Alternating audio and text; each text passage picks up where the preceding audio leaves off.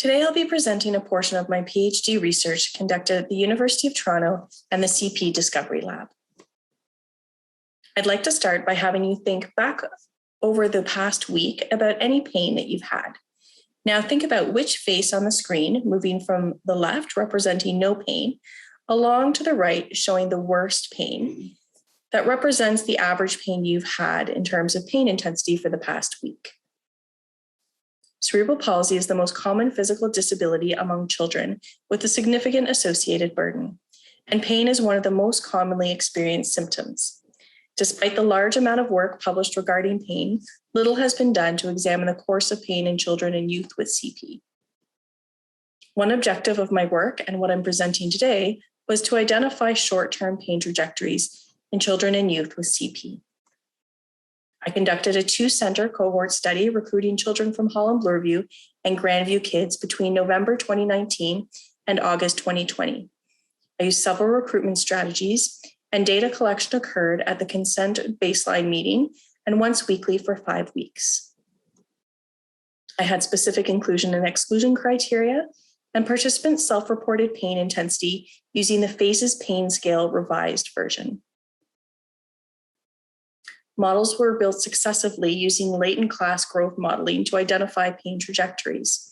I started with a 1-group model and transitioned up to a 5-group model.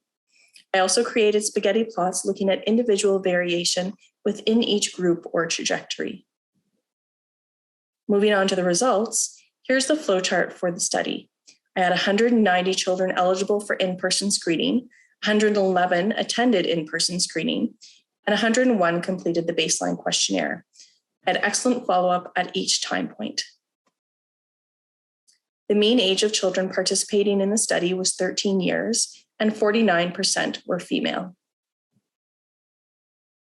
Here's a graph of the pain intensity trajectory models. I think it's important to start by highlighting the fact that 32% of the participants were in the top 3 trajectories here, indicating that they had moderate or high mean pain intensities.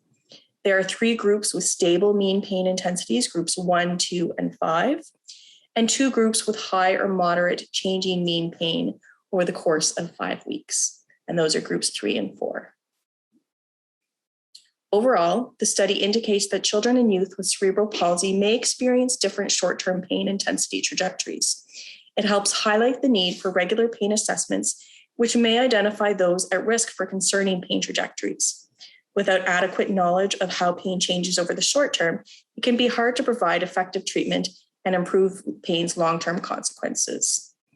I'd like to thank my supporters in terms of funding over the course of my PhD and specifically for this project.